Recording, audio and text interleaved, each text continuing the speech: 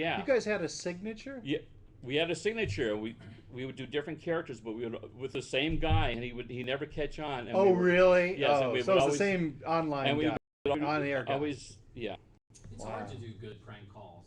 it is. I was not very good at it. I had a friend who was, but it's always amazingly entertaining. It is. My friend It's was so good hard at to it. keep a straight face. I couldn't No, I believe it. know. She was good at it too. Oh It was my called God. Love Line. When Love Line was really just starting out, Yeah. when it was Poor Man, if anyone Yes. remembers the came Yes, days, absolutely. you know, she was good. She was so good. She could keep a straight face and look at the whole story, the drama. Amazing. This was, she was so good. Yes, it is hard. Wow. Didn't they do a wait? Oh wait, the thing with the puppets. Crank. Oh, yeah. Crank That was Yankers. big for a while. Crank Yankers. Yes. Yes. Yeah. That was pretty, you know what? That was like the whole, what was the, It was Jimmy Kimmel and I know, but the Crank Yankers were, Yeah, and there was a name for him. no, but the New York, the guys from New York. Oh, the something boys, right? oh, Jerky yeah, Boys. Jerky Oh, Boys. that's right. The jerky. Yeah. Right. That's right. That was pretty I funny. have the CD, so. Really? Still holds up, yes. Wow. I have a Jerky Boy CD. I have the Jerky Boy CD. My eyes, they're killing me. One of the funniest things ever was, you know, a comedian named Tom Mabe, M-A-B-E. He did an album called Revenge on the Telemarketer. Ah. It's brilliant. Basically, what he did, he had his phone set on a table, and he had little sound effects, and he recorded over the period of about. 1 o'clock. It's one. It's one. Oh, it's one. And on that note, no, we'll be back to that story. Actually, that story fits in perfect with what we wanted to talk about. Yes, and welcome everybody to the NATPE Brown Bag. Oh, wow. And you are Mark Drop. And you're Jerry Leibowitz. I am. We should introduce one another. Right. It's too late for that now. It is. But we were rather than have the NATPE people interview us, we thought we'd interview each other. Right? I think that's a good idea. Don't you think? So why, Jerry? No, I don't know.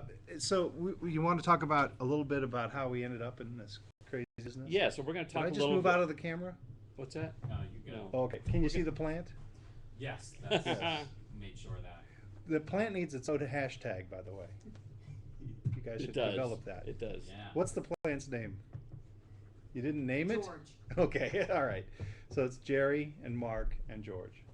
So we're both together. We make cartoons, and then separately we each do other things. Currently, I'm working on a show called Jake and the Neverland Pirates, which is on the Disney Junior Network. Hook and Smee from Peter Pan and young little kids chasing Hook around, and hilarity ensues. It's very funny. It's really fantastic opportunity. I mean, I was just in the recording studio yesterday with Corey Burton and Jeff Bennett, who are these consummate, amazing voiceover geniuses, and they're doing Hook and Smee. And we had a bunch of scripts, and they just did the scripts back to back.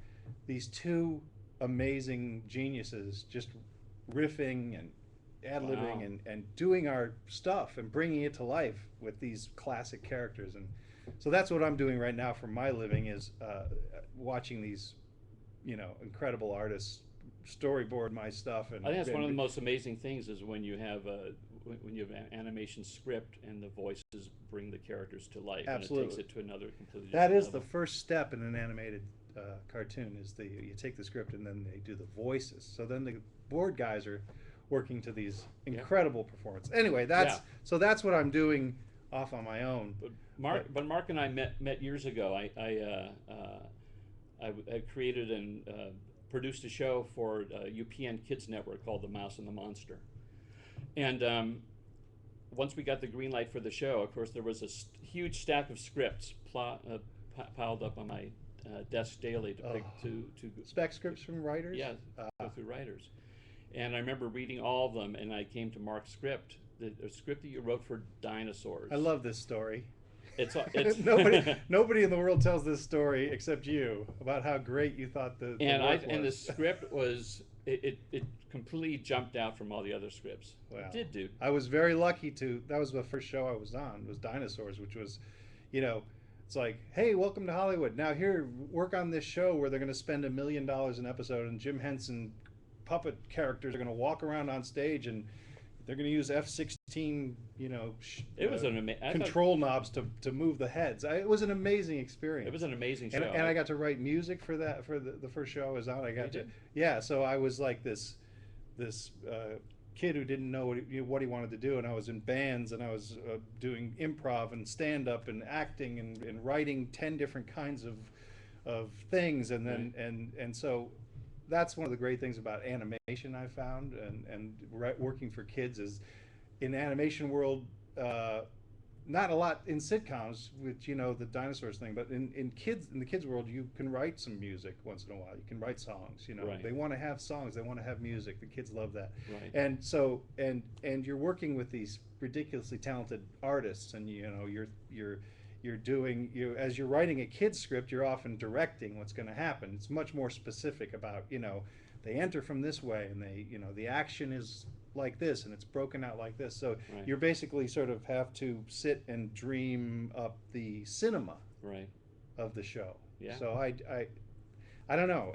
I really do love working in the Yeah, it was animation for amazing. kids thing. Absolutely. So anyway, but as no, you were but we talking about this Mouse and Monster show of yours, it's Yes. a fascinating idea that this guy who's making newspaper cartoons and radio shows and doing a million things like I was, Yeah. and then suddenly your very first TV show, you're running the show. Yeah. No. What is that? How does I hate that this happen? is the greatest. Well, no, it's a good question, because I had a graphic design firm. I was doing a lot of illustration, but I've always been a storyteller. I mean, back when I was a kid, I don't know if I ever told you this, but when I would run out of allowance to buy comic books with, I would have to make my own comic books, so create my own characters. So, and I did, and then when I would finish, I would read them as if I hadn't even written it. It's like, whoa, that's This cool. is riveting. Yeah, exactly. What's going to happen next? Yeah. That's awesome. So I think I was always a cartoonist and storyteller, Wow. at heart. So even though I was doing, I was doing paintings and doing gallery shows and doing some merchandising in Japan, and a bunch of different things that all sort of led me to this animation. So anyway, I wound up, a buddy of mine was already working in animation, and I had created these characters called the Mouse and the Monster, and his agent had saw them and said, "Do you want to pitch this as a cartoon show?" And I said, Nah. No. "Yeah." I said, "Yeah, sure." So she mailed it. Through Wasn't the even mail. a pitch meeting. Yeah, she mailed it to. Yeah. So that's our advice out there. Don't waste your time pitching. Just mail things. Just mail things in. That always works. Yes. So she. I'm being facetious. No. Don't mail anything. No, ever.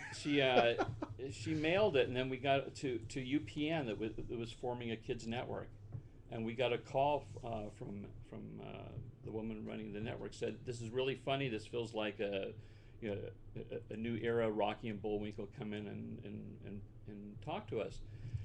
So we took a meeting with her. It's like, really, I have to do a meeting? Can't they just? God, Oh my they God. like it. You just put it on the air. Anyways, so we did a meeting with her, and I sort of snowed. She said, she said, you've never run a show before. How do you feel? Why do you feel you're able to do this? And I said, look, I've had a design studio for years. I said, I'm always working with multiple clients and balancing projects. I said it's just sort of more of what I do. I said, but I'm a cartoonist. I said, I'd love to do this. Anyways, they moved forward. They greenlit the show, and fortunately, we were doing the show with a production company that hadn't made shows like it. Was very edgy. It was very kind of Ren and Stimpy-esque. It was sort of out there. In fact, a lot of people have asked me, how the hell did you ever get that on the air? The whole thing. Because we went to places. An accident. So the production company had never made a show like that. So they just gave me free reign. Awesome. So That's and amazing. It was pretty crazy. So So I was able to do pretty much whatever I wanted to do with the show. So we're setting up our brown bag presentation about pitching by discussing how we got things made without pitching them. but together, the work we've done together as a team, we do go and pitch, and we work very hard at it. We put a heck of a lot of work into it. We do. But I think one of the main things that we would like to communicate to people is we put so much work into what we're going to bring that we've seen that show in our heads and we've run through it. And Jerry is exhaustive with how much artwork. He's the cartoonist. We both write, but he's the one who can draw these amazing. And he starts each pitch from ground zero, a new style, all new characters, a new way of drawing. It's kind of crazy. But what we do is we work and we work and we work, and then we finally feel ready, so that when we go in, we never read anything to people. You know, No. that's one of the main things is we talk about our cartoon. I think the idea that we do is we talk about the cartoon like it's already on the air or something. Like Yeah. it is fully blown. Like we've seen a whole first season, you know. We've seen this thing happen. So when we talk about the project, it's sort of, you know, the enthusiasm and just, wow, I want to see this thing on the air too. Yeah. You know, and so we have a bunch of points here, but I might be jumping ahead. But one of the biggest points I think is don't come in and read off of your list. Yeah, we've and, talked to too many people that that incorporate that into their pitching, that bring some material and wind up reading a bit of it. And you know, our whole thing is that it's better to convey 50% of what you ultimately want to say, just in a conversation, than convey 100%. You know, while you read it. Right. So. Oh, absolutely, much more effective. The other thing that Jerry put it off the list, ran off the list here with the very first point, which I think is we should really talk about. Yeah. Which is, this is your philosophy, and I've always Yeah. admired it. And Yeah. and I try when I go off on do things on my own. I go, now how does Jerry achieve this? Own the time. Yeah. This is a genius suggestion. You know, talk a Well, little no, bit it's, about you know, that. If you would. Absolutely. Well, it's, you know, it's the culmination. You know, you've spent a lot of time creating the show, creating the characters. You put a lot of work into it, and I think too many people have an attitude when they walk into and pitch that they're imposing on the execs. Well, that's not true, because that's what those people's jobs are. They're there to take pitches. So our whole thing is you know, this is your half hour to pitch. It's like, own the time. This is a time for you to now boast about what a great job you've done. Tell the world about your characters. Just, you know, Right. just I love just that. let it fly. I mean, I'll- it's again, it's your time. You have a captive audience. They're there to listen to you. So just own that time. Right. The other angle of that I really love is the idea that never again is this thing going to be yours. You know, so let's say they love it. Right. Let's say they you can't get out the door without a deal. Right. It's still going to change. It's still going to morph. They're still going to have notes. They're going to have their own ideas. They're going to add a dog. Right. But before that happens, when you're in that room pitching, man, you know, I mean, show business is about collaboration. It's not like writing a novel where you're sitting at home and you dream this thing into existence, except at the pitch stage. That's where it's like a novel. That's where the show exists as purely as you Yeah, have it. absolutely. Which is, and you know, this goes to also being prepared, you know. You can't do that if it's like, well, we're thinking kind of a, you know, and every point we make right now, I keep thinking of stories from show business where it's like the exact opposite, you know. Right. But you know, where people like the story of The Simpsons, you know, with Matt Groening, you know, like, you know, what am I going to pitch? Well, I guess I'll, you know, just kind of coming in and pitching off the top of his head, you know, and creates this eternal great piece of greatness. Yeah. But you know, guys like us, you got to prepare.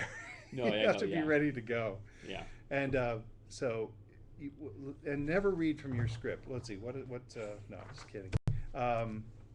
What else should we discuss here? Let's see. What? Oh, well, All right, so Jerry and I have this. We're very anal about this stuff. We always start out a project. We come up with an idea for something. We go, this is great. You know what? This time, one page. Let's just put on one page, one sheet, a few notes. I'll do like a little pencil sketch, and we'll just go on. Seriously, dude, let's just do it this time. Yeah, We it's don't so need a hot. plan. Yeah. We've got to. The iron is hot. We've Yeah. got to strike now. We need to do. Let's just do a one pager. Draw something on a napkin, Jerry. Yeah. Draw something. And So then ultimately, we wind up with something like this. cut to 6 months Like- later. But where- we sort of can't help it, you know. We get into the development of things, and then I think sort of, you know, I think a lot it's just sort of out of respect. This is way overblown, by the way, you guys. Yeah, this might have been a mistake. We had to wind up creating an entire universe with this thing. Right. But right. I think sometimes. But that was required of that project. I It- mean, it you know, was. it's sort of a sci-fi project that happens in another world, and we it was great, and character stuff was all there, and then we realized, oh crap, we have to invent an entire world from the ground up. Right. All right, and I remember it was like we were ready to pitch the show, but we really didn't have the milieu, you know, the planet, and we just had to look at each other and go, damn, we have a lot of work ahead of us, and we had to generate an entire planet from scratch. And Yeah. who are these people? What Yeah. are they like? What's this society like? And so we walk in with this inch thick book, but. The point on the list here that I think is relevant to this is you can't memorize this, and you know you can't. No. It's impossible. And also the other thing is you don't want to read out of the thing, and you don't want to. And so what we do is we create this. Jerry calls it you really should trademark this thing, a pitch refresher. And it's the panels, miniature panels of what we're going to be showing. Which, by the way, there's an easel right there. We use easels in our presentations that. quite often. But By the way, if anybody has any comments or questions, just hashtag NATPE. yes, Right, please. silent T. But so, no, I so think this that- pitch refresher idea, where Yeah. I'll get it in the email from Jerry, like the day before we're going to pitch, or the week before we pitch, and it's these miniature frames of the artwork we're going to be showing. Oh, look, you can hold that up at some point. Oh, excellent. Yeah. Is this a menu for lunch? Oh, I see. There we go. There we go. Oh, that was nicely done. Thank you. I I was a spokesmodel. but in I my think the previous camera's over life. there, so. Oh. Could you just continually point? I just tuck it into my shirt like a napkin, like a napbeacon. Whoa. How many $1 million ideas are going to be generated at this one You know, table? This is um, incredible. Yeah, so the pitch refresher, and the reason we do it is we have so many properties that we're out pitching and optioning some here and there, and which is good. But rather than and we also have leave behinds pitch books that we always leave Yeah. with the execs. So whenever sometimes the pitches may be a month or two apart, and rather than having to sort of refresh yourself through a whole pitch book, we make a pitch refresher, which is basically just maybe 2 or 3 pages with the images. Like Mark said, we have boards, images with just some bullet points of just the salient points. Yeah, that so we when wanna Jerry get. flips up that board, we've already gone through, we've already said, okay, when this board comes up, the things we're going to talk about in our casual discussion of Yeah. our show that exists is bullet point, bullet point, bullet point. And that way you're prepared, you're ready, you know what it is, and then you just go. Yeah, you just right, riff. right. We end up finishing each other's sentences. We end up just sort of, I think, some of the guys you've talked to have talked about how they get up and run around the room and stuff. The equivalent of that is Jerry and Mark sort of, that starts to get this excitement. Yeah. And we're like, oh my God, oh wait, no, wait, you know what I like even better. We're Yeah. stepping on each other and pushing each other out of the way. So the points on these pitch refreshers sort of become jumping off points, and we'll just Yeah. sort of go to places. yeah, And so we're you don't have wondering to where memorize that, the tome. And you sit there wondering, where the hell is my partner taking this thing? Which is fun. You It's better actually pull happening. this out. I know. But anyway, the pitch refresher is a really helpful tool, and it'll save you time. And also, what you can do is once you create it, you'll make notes and tweaks after a pitch. Yeah. It's like, you know what, Let's lose that board. let's lose that board. That or killed it let's add this. for us. That one picture is the one that killed it. Yeah. But it's funny. Jerry has these 4 salient points here that the reason you're going in, yes, you were hoping to sell the show, but also you create these relationships with people. That the pitch is the perfect way to say, this is who we are. This is what our sense of humor is. This is what how we approach characters, how we structure television programs. And so people see that the project might not be right for them right then and there. It just might not be something they're looking for. But Jerry and Mark, who are these guys? I know who they are. They're the guys who did that. Yeah. That pitch. They came in. They had it all together. And we've gotten several people calling us up. Didn't want to do that, but we have this other project that we're very interested in. Would you guys take a run at that? If you can create an open door, that's what you're doing with the exec. When That's what if you you're think of your pitch is don't put so much pressure on it, but think of it as is even a meet and greet. You're showing what you can do, and they're listening to you, and they're taking it all in, and you're selling yourself as a creator and a producer. Right.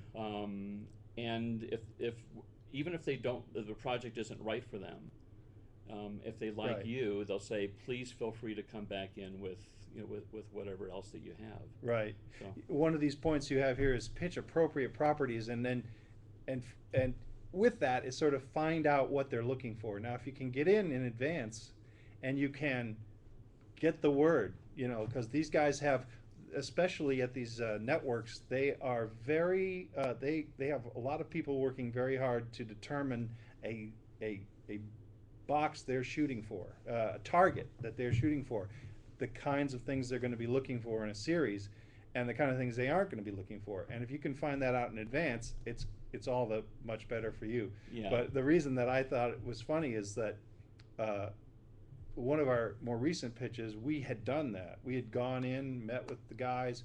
Here's what we're looking for. Here's what we're not. And then we went in and pitched, and the ground had shifted in the 3 months we spent putting something together. The ground had shifted Yeah. completely, and it was utterly wrong. Yeah, which happens. Yeah. So it's just funny that, but the point that I'm trying to make is that 2 points back, pitching builds relationships.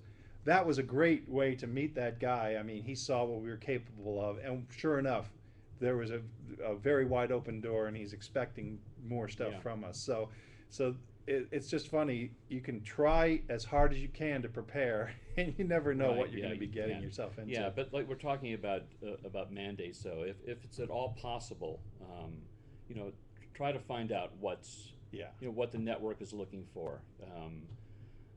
Again, that can change rapidly. Right. Change overnight. Yeah, it's like they're always looking for the next SpongeBob. So if you have that, you can pretty Yeah. much take it anywhere.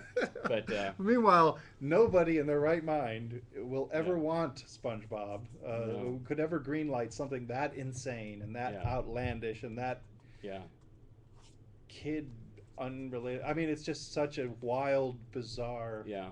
But yet everybody wants it. They Yeah. they think they want it. We But- we hear of people pitching inappropriate shows to the wrong networks. So that's always important is to That reminds me of when I was just starting out in this business. They used to have this book called The Writer's Market. Oh yeah, I remember that. Remember that? And Yeah. for every kind of writing, the writer's market for mysteries, and the writer's market for sports writing, and hundreds of listings of, and every single one of them said, please read our magazine first before you submit. Right. Please look at one book we've published before you send us your ghost story You're right. to a electronics magazine. Yeah. Whatever. Yeah, yeah. But so It does happen But all that the was time, something though. I was able to carry from those early days of just shooting in every direction, is that I've learned, read our magazine first, Yeah. look at our network, Yeah. Well, just right. I What mean, do just we an program? example of just knowing that the Disney XD is the boys' network. Right. Right. Very helpful. So It is. So, Yeah. So all your distaff pitches. right. Not Don't bring to in a the- show about female plants to them. They probably, Kids- it's kids probably don't the like wrong plants. place. Kids don't like plants. I think I've heard You that learn somewhere things. before. You learn things from executives. Absolutely. Puppets aren't funny.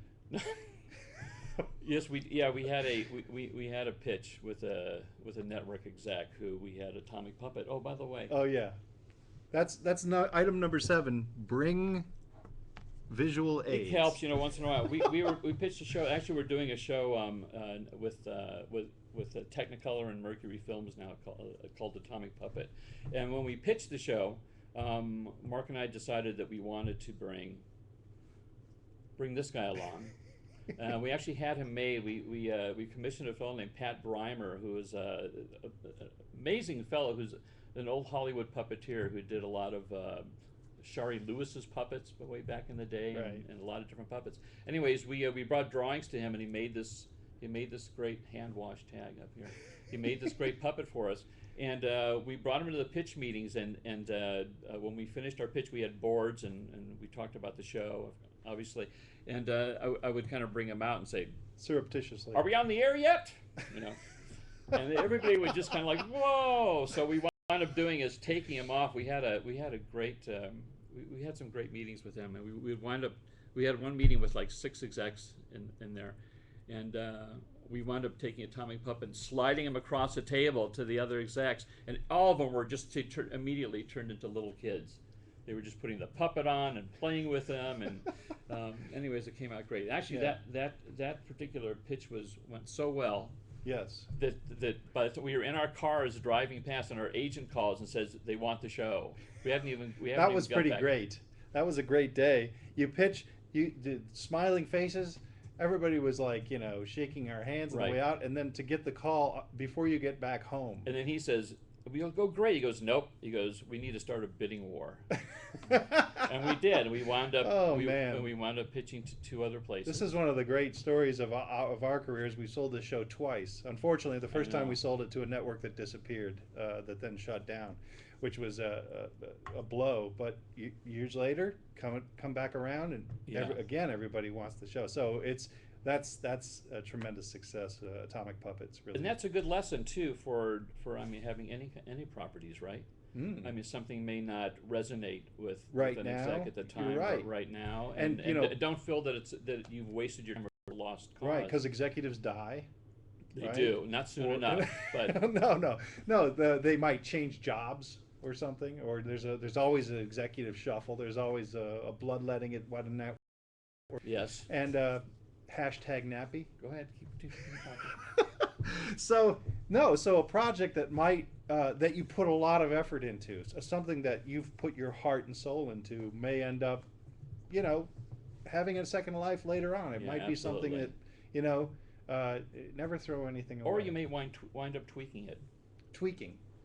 Tweaking, just sort of changing the color of the shoes the character wears, but then all of a sudden the world goes crazy. Yes, it was the shoes. That was what it was. Absolutely. So, best and worst. Did you want to get into any of that? I'll tell you what my worst was. Oh, I think I know what it was. I wasn't there, thank God. Years ago we were pitching with another friend. We were pitching a show to it was a primetime animated show, and we went into the pitch. And No names, I think. No names. Okay, We good. went into the pitch, and 2 assistants and the network head of the network was there, and as we're pitching, this is what we see.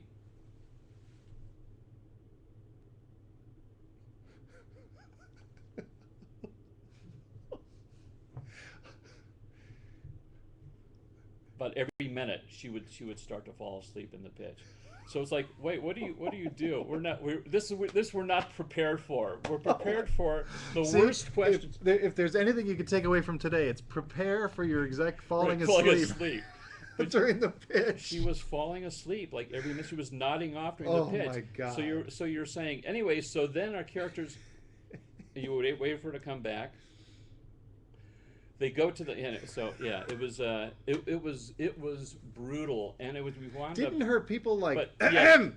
try to like, Well, her people flagged us down in the hallway as we were walking out, and they said, please, they said she recently had a baby and she's not getting much sleep, and it has no bearing on what Wow. what your thing was, but Yeah. it was near impossible to continue. Wow. It was not good.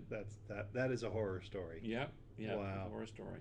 Yeah, my worst pitch is that, yeah, and I wasn't even there. But that's the story I'm going to tell from now on. No, you go in, you never know how you're going to be received, and you never know the crazy things people are going to be expecting from you. Yeah. So just be prepared and love what you're doing, and that way you don't have to walk out, feeling brutalized if something goes horribly wrong. Right. Because you can believe in what you've got.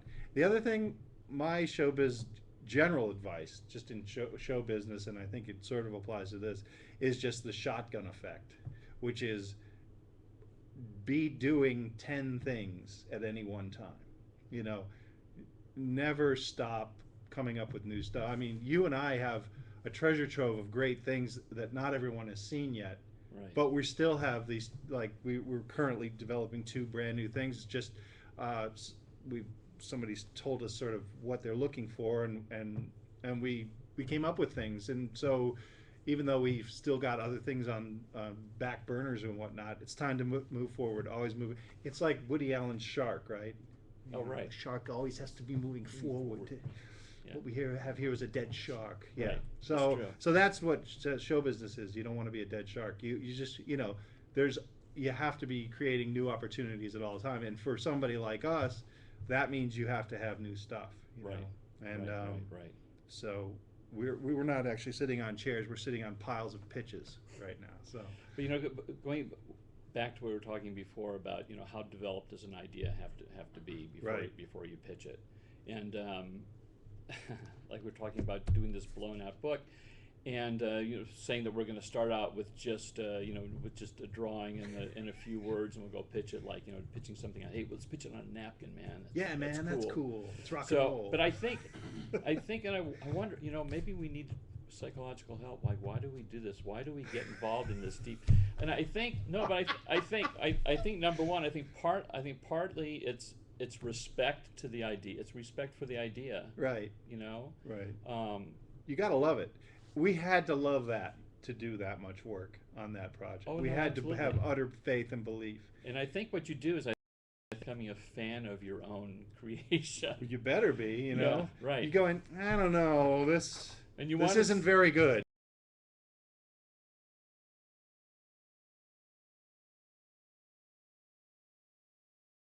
You know what, Jerry? That story, I think a lot of people in our position, a lot of people who do this, they made their own fun. Right. I did the same thing. I would sit and geek out on monster movies, and then I would go up to my room in Ohio and write my own monster movies when I was 12. I mean, I didn't have a camera. Right. I didn't know anybody who had a camera. But I was making my own fun, and I was going to do this, obviously. Apparently I was going to do this for Right. for quite some time but that making your own fun, and that's still what we end up doing. I mean, one time I remember we like to work at Starbucks together, and because we can consume coffee and we can take up a whole table, and we were in Culver City at that triangular Starbucks, and we were laughing our ass off. I mean, something we were working on was just singing for us, and we were creating jokes and bits, and oh wait, that's the camera, or is that the camera? That's the live cam. That's the Thank one you. we're recording for later. Okay, so we're jamming on jokes and bits, and we're laughing, and our face is hurting, and we're crying, and this guy comes over, and he goes, I work at Sony across the street, and I just got to tell you, I don't know what you guys are working on, but it's going to be That's right. amazing. Yeah. He could just Yeah. he could feel it coming off of us, like, because we were just Yeah. just jamming. Yeah. And that's when you're doing the right thing, when your job is just making you that Yeah. happy. I think the rules of a riff session, if you're going to work for an hour, spend the first 55 minutes drinking coffee and talking about music and other shit, other stuff. And then the last 5 minutes just kind of like, you know what, why don't you go off, write some stuff, and I'll write some stuff, and then we'll exchange. Sometimes it becomes sort of an excuse for like hanging out. Well, we're working. Yeah, But, working hard. We're Yeah. hardly working. yeah. Yeah. But I was going to ask you, and I'm going to ask you a About question what? that you're not. I'm going to ask you a question. Oh God. Well, you know, Am I ready? well, you know my back. Why I love telling stories. Yeah. I told you that I made comics when I was Right. a kid, and you said that when I was reading your bio when you went to New York, and you worked in advertising, but you were also in a rock band, and you were writing 4 rock bands. 4 rock bands, and you were writing songs. Right. So, what my question was, what kind of songs were you? Was there a narrative? What?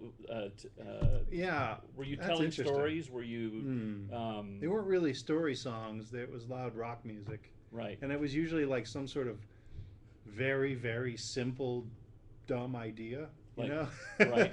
But I think that the correlation would be trying to synthesize something and make a point, you know? When the sprawl of a story is, you know, it's a complex thing, and you work it and you work it and you work it. But I think the only corollary I can come up with is that you're trying to make it work like that. Like when the story ends, boom, it adds up. It pays off. You know, a great song. I don't know if I've written any great songs, but I've written lots of them. And How's my stain? how's my stain? How's your stain? Yeah, how's your stain? How's your stain? That's a classic. Come on. But no, but you see, I sound like I'm being facetious, but I believe that is No, a yeah, classic. absolutely. So, Mark was in a rock band called Dondi's Bloody Sputum. Right. Yeah, that was just one of many. But Dondi's may have been the world's greatest rock band no one ever heard of. Right. But from advertising, you went oh yeah, well no, I was doing everything though. I was writing, I was acting and doing improv and doing stand up and there was funny bands and there were serious bands that were trying to make music that, you know, right. like stuck and I was doing 100 different things. I can now thank my wife on the internet by saying, pick something. Right. Please God, just pick one thing that you want to do Right. for a living. Right. And maybe, you know, that's a good question. I mean, like, what do you do? How did you get to telling stories? Yeah. It's writing these stories, and I've written hundreds and hundreds of stories. You know, I guess it comes down to, like I said, just, you know, the simplest way to make an impact and to, you know, because there's all kinds of sparkly jokes in stories and twists and turns, you know, but then it's got to come to a point where it matters, even if it's the silliest, dumbest comedy. Right. You know, it still has to come down and fit and make some kind of impact.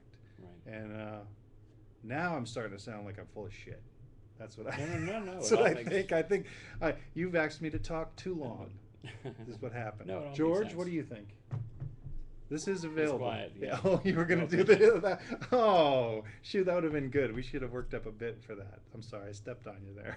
We should show our little. Oh. Well, what are you gonna show him, Jerry? No, I was just going to show you what we do is also this is a great little thing that we bring out at our pitches. Shut We up. found this great little easel at Graph Aids, this art supply You'd be store. surprised what a reaction this Oh, gets so, yeah, from people. Yeah. Ooh, no, there's going to be art that goes on it. So don't get too excited yet, folks. People are always stunned. Where did you get this, Jerry? You know, they always want to know. Yeah, so usually we have a stack. And I'll just put one. Usually we have a stack of boards, and we'll just put it up and talk about it. And that seems Start like- going. And just go. Absolutely. This is the only one we're allowed to show you right now because it's the one that's actually happening. It's actually happening. Yeah, it's looking very good for Atomic Puppet right now, but we'll find out, right? You never know. One never knows. These things change. That's These things point four. change That should be daily. point 14. You never know. It should be point You 14. can't count on anything. No, I know. No, absolutely. Anything else that you wanted to cover, or Did we touch on all our bases? I don't know. Is any questions or comments? Oh yeah, or we anything didn't that put. people- Did anybody? I highly doubt anybody tweeted any questions. Did anybody tweet? We would have You would have thrown it out asked to us. them immediately if they did, but You bastards. but we did get a good amount of views, Jack. Really? How many did we get? 18,794. No way, If you really? wanna Thank your Thanks, viewers. folks. I know. I appreciate that. Are we out of time? Where No, you can. Well, you can talk. I was just gonna say one other thing is there's so much emphasis put on pitching to networks, and you don't always have to go Right. directly to a network. You need to look into production companies that already have relationships with networks, and there's a reason going to production companies. One is if you don't have a long track record, production companies, like we said, already have relationships, trusted relationships with networks, and it can be very beneficial going to production company first, because what happens is there's a number of production companies that work with different outlets and media outlets, and if you go to a network first and you get turned down, you can't go back to production companies, because the production company is going to want to know where this project has been pitched. So if you go to production companies first and you get turned down by 20 of them, then you can still go to the networks afterwards. Yeah, and So you can still go to you can't- 20 you more can't do it. production companies. You can go to 20 more production companies. And a lot of times, I mean, from our experience, is you wind up with a better deal going through a production company. Mm-hmm. So because then they work that into their budget with the network. So yeah, that's you have a better chance of getting a piece of the action on the thing too, right. if you've got a pre-existing deal with somebody. Yeah, you know, before it it- seems the only time we go to a network is when we're familiar with a mandate that they have. Right. Yeah. It was And working something relationships specific. with the people, you know. Right. The networks in kids television, you know, the networks are pretty big production arms. You know, they're the beasts already. They've got, you know, the chain of production already Right. rolling. Right. So, it's not a, you know, it's not a standing order not to go to them, but yeah. it can be helpful. A lot of networks have, like you said, have their own production companies too. So sometimes you right. may not want to go directly to the network itself, but you may want to go to the production arm of the network and pitch to. Right. So, Very good. Good point. hey, got to know those things. Always accept that. That's the other thing. When you go to a pitch, always accept the water that they offer you. I think that's very important. Except when you're Because- given a decision to either like room temperature water or water, cold water in a cup. I mean that goes beyond the Yeah. Call Now, of if Duty, we but- had, Clay, if we had wanted room temperature water in a cup, would you been able would to? have been very, very telling about you guys. Would have thought you were innovators. Oh, I would have damn. remembered that the Damn. rest of my life. Oh my God, we would have made an impact. Like those guys were dope. That wasn't even an option. They bend the world to their own will. That's incredible. Damn it! Just All right, from people now on, like that. you see, now this is awesome. We came here to impart some things, and we just learned something that we can use now in See? the future. And we built we can come in here every day now Yeah, for and future do a pitch meetings. for when future they ask pitch for reading, water and right. Yeah. stuff, just switch it up on Can we them just use somehow. the? Would you mind Be if we? like, I need it in a cup, but only 3/4 full. Do you have a couple offices we can just like hang out in and have our pitch meetings in here? Yeah, Oh man, that'd be good. That would be good. That'd be we can awesome. stream 'em. Thank you guys for the opportunity of doing Yes. this, though. Thank you, Uh, NATPE. You So, guys had a ladies good and time. It's gentlemen, awesome. this has been a brown bag webcast. I'm going to close the recording. Wow.